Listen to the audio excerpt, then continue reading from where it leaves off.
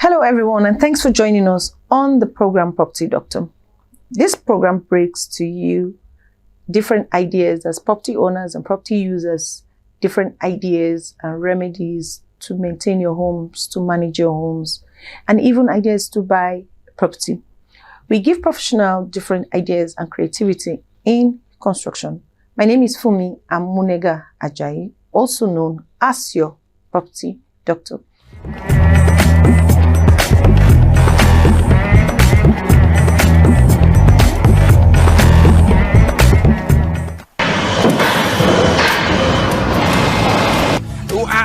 I'm coming. If you hand over to government to maintain, they budget the money and share it. To live in that particular place that the house is.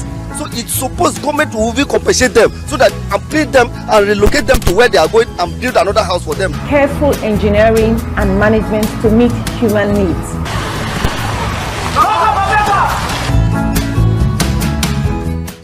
You can connect to us on our social media handles on Facebook, on Instagram, and on YouTube at Property Doctor NG, and on Twitter at Property Doc NG.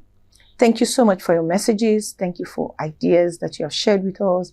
And for those of you who took your time to call, thank you for calling. That's very encouraging. You can click on the like button if you enjoy this program and click on the subscribe button also. Please remember to share this video with your friends and family. Shelter is what we're talking about, and it's very important for everyone because we stay in buildings. We've talked about indoor flooding, management of flooding, outdoor flooding, causes, and how we can prevent the effect of this natural disaster, because flooding, especially outdoor flooding, is a natural disaster. 8 people were killed as the flood washed away pythons, dangerous sea reptiles in the Niger Delta community in Nigeria.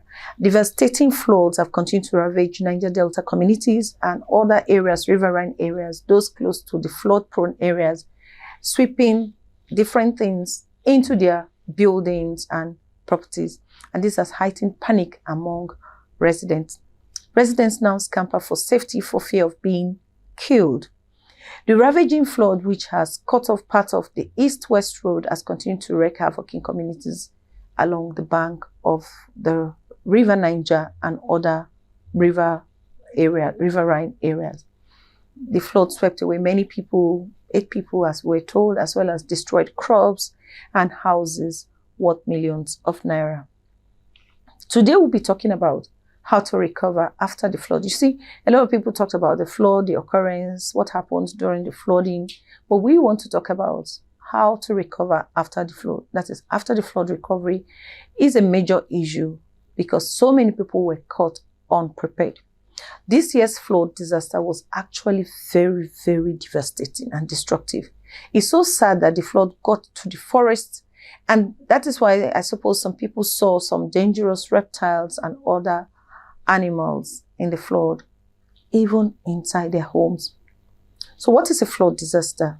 This is a mishap caused by flooding. The flooding is a condition of becoming filled or covered with a large amount of water in areas that are normally dry. Rain-induced flooding is caused by atmospheric conditions that lead to heavy rainfall. When there is a rapid melting of snow or ice, it can also cause flooding. This happens in areas where they experience excessive snow melting and causing of the flood. Let me give you more points on that. It's when you have excessive or heavy rainfall. It could be because of the climate change, the temperature and all that. So when there's condensation, the rain falls, and you find out that when the rain falls, it falls beyond normal and the whole place is flooded. When there's a storm surge, when there's melting of snow and ice, like I mentioned earlier, or dams breaking or embankment built to retain water is breaking, like we were told, find out that it can cause flooding. So we have seen this happen over a period of time in the last 10 years, and this has been happening over and over again. And if we don't do something to prevent this flooding or managing this flooding, we will keep having this problem. The flood has cleared. Now, what can we do? There are so many things we need to look out for. how can we prevent it? I understand that there's a committee set to check what to do to manage the flooding so that we can prevent a natural disaster from happening in our environment and prevent destruction caused by flooding. So the first thing I think we should look at is we should not build on flood-prone areas or floodplains or areas where, it's prone to flooding. We should check before building. As you see, do the necessary check. As you do the necessary check to buy your land, you should also do a necessary check to find out if that area is flood prone. Do we have any measure or place to prevent the flood? These are the things that we should look out for. We should have a place where we can direct the flood, excess water into, and proper gully, proper channel to channel the water so they can control it. Because if you don't control it, the water will control its own movement. Government need to build policies so that people will not be allowed to buy land in those areas. You see, if people see that land in those areas are cheap, I presume that's why a lot of people bought land in those areas, because they found out that it's cheap. But on the long run, you find out that when you build in those areas, you are losing more, because after building and water comes to damage the building or damage your properties, you are not safe. It's very, very sad. So now that we're talking about the building, what are those things that we need to look out for? We need to look at the structural effects of the building, the electrical, the mechanical, the finishes, the properties inside the building. These are the things we need to look out for. If we have any measure, can we maintain these things? Is there a failure that we have to check for in these elements of constructions that we talked about for? What are those things that are affected during and after the flood? I mentioned the structural effects about the buildings. Now let's talk about the personal effect.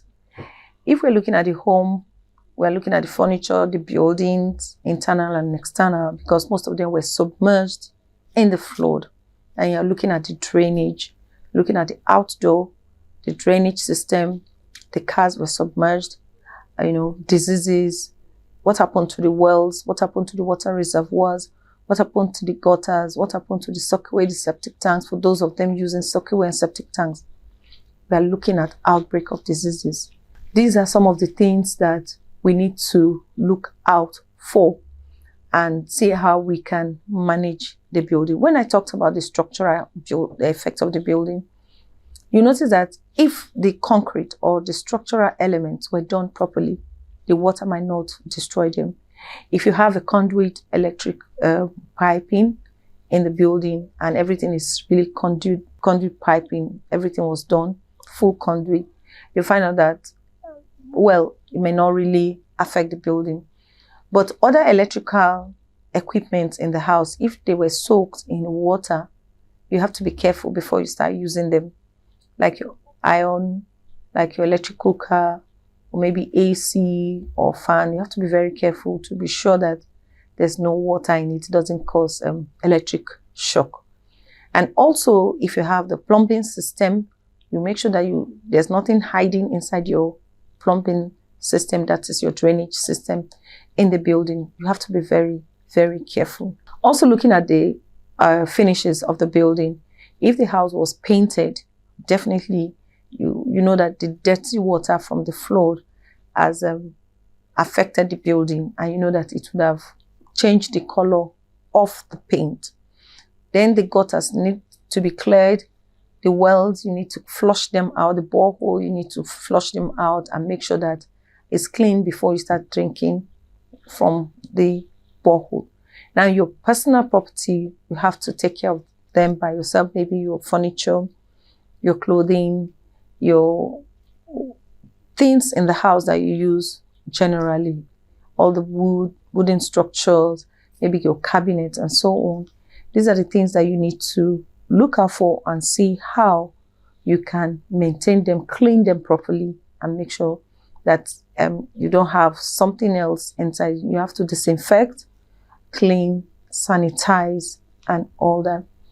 Then, your mattresses, also most people who had their mattresses soaked, their clothes soaked, everything inside the house needs to be checked before you start again.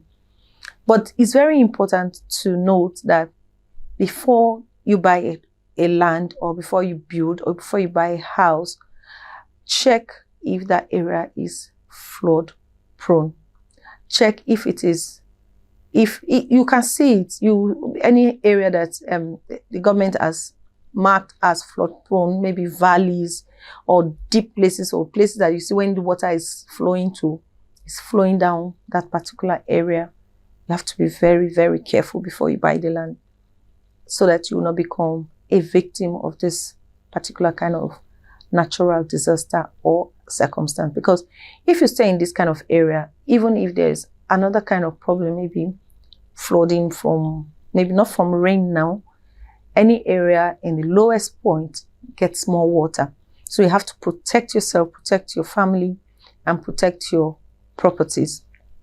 If you have drainage system that is clogged, you need to get a plumber to check it and remove everything that is clogged, everything that made the plumbing system to be clogged. And also make sure you clean very, very well. You have to be careful about your kitchen utensils and make sure that you don't have some of those things infected, to keep away any disease or outbreak of diseases. When you're using your generators, just like you're going to manage your cars, you are going to extend some love to your power generators, because if it is generating current, you have to be very, very careful. There are so many other things that we need to look out for, but I just need to give you some tips on how to recover after the flood. Now, looking at government, what is the government doing concerning those people that were affected? Is there any plan for the people in that area? Is there any remedy? I understand that there are donations going on. What is the donation for? Is it to build new houses? Is it to give to people as relief item or material? What is the plan of the government for our people? What is the plan of the government concerning shelter? You know, what is the thing that we need to do before the next raining season comes again? It will take us almost another maybe 6 to 9 months before we start experiencing another rainfall here in Nigeria. What are we putting together to prevent this kind of natural disaster?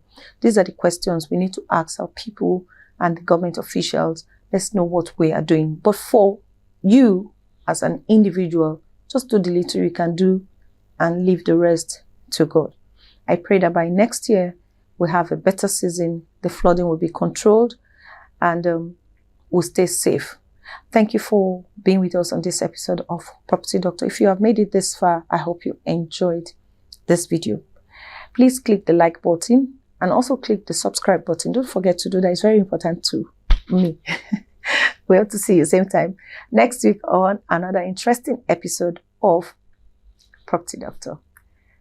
Until then, enjoy the rest of your day and bye.